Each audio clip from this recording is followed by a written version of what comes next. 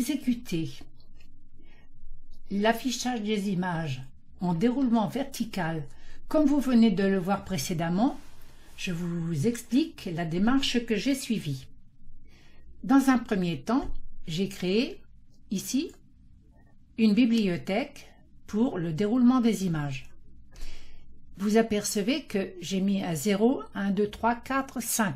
Puisque je vais afficher 5 pistes d'incrustation, ça me permettra d'être plus facilement, de les mettre plus facilement dans l'ordre et ne pas me tromper.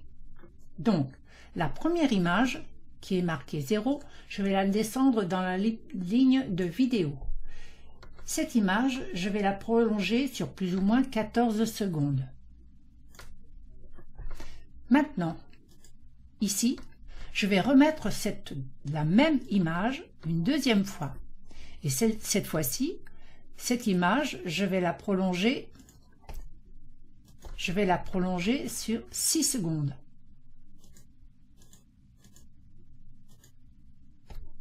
Entre ces deux images, je vais placer un fondu enchaîné, une liaison en fondu enchaîné que je vais régler sur 2 secondes. La ligne vidéo est prête. Ici, par le gestionnaire de pistes, ici, je vais ajouter 5 lignes d'incrustation. 5 pistes d'incrustation. OK. Vous voyez, elles sont là. Maintenant, je clique sur la première image, celle qui est dans la ligne vidéo. Par option, puis photo, je vais appliquer une correction chromatique pour obtenir une image sombre qui me servira de fond. Là, je vais régler la teinte à 9, moins 9,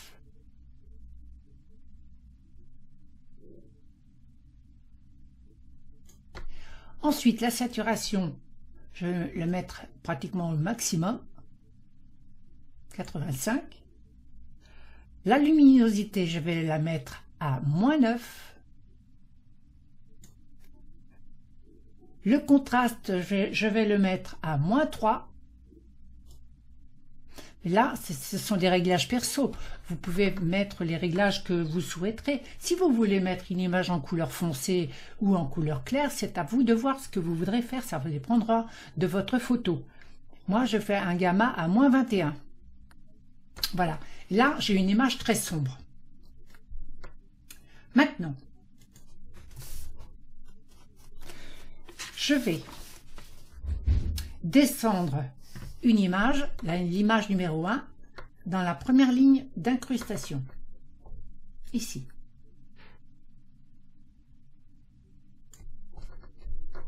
Ensuite, cette image, je ne la change pas, elle est sur 3 secondes. Par attribut, voilà, et option, attribut, je vais afficher et paramétrer la grille à 20. C'est déjà fait. Je vais dire OK. Ma première image, je vais la régler, surtout par les angles. Je vais jusqu'au trait d'au-dessus. Voilà. Et l'angle opposé, pareil, juste le trait en dessous. Sur le trait d'en dessous. Parfait. Je suis un petit peu au-dessus. Voilà. Ça me servira de base pour toutes les autres images que je vais mettre sur les pistes d'incrustation. Alors maintenant, par direction et style, je vais la faire monter, l'entrée par le bas et la faire sortir par le haut. Maintenant, je vais aller à nouveau sur l'édition des images. Dans la piste d'incrustation numéro 2, je vais placer la photo numéro 2. Et vous voyez que je suis en train de repérer le 4 de l'exif de la photo précédente pour toujours avoir le même espacement de temps lorsque les images vont apparaître. Donc ici, cette image, je vais la régler comme tout à l'heure. Je vais prendre dans l'angle, je vais la remonter sur le trait juste ici, le trait de bleu, et je vais faire pareil, mais surtout par les angles. N'essayez pas de le faire par le milieu parce que ça déformerait votre image.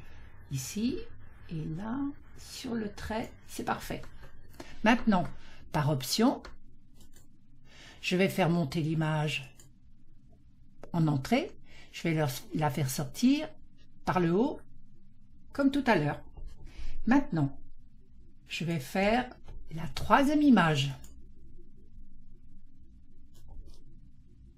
La troisième image, je repère le 4. Très bien.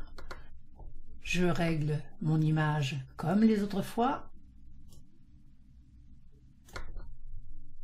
Ils doivent être exactement à la même dimension pour que ce soit à peu près joli. Hein.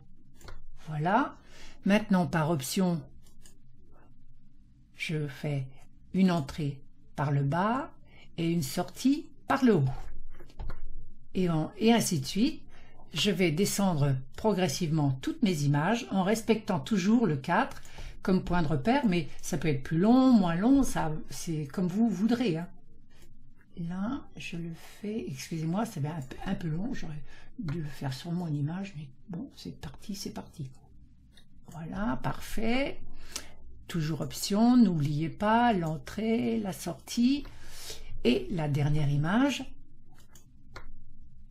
la 5, ici. Voilà. Je la règle une dernière fois. La dernière image, je la règle. Voilà. Ensuite, par option, n'oubliez toujours pas, entrée ici, sortie ici.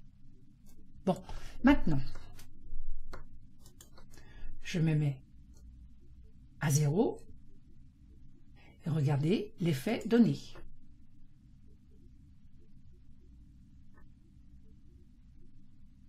Et vous voyez, on a respecté la même dimension d'image et le même espace-temps pour la montée des images. Mais vous pourriez choisir des espaces-temps et grandeurs différentes.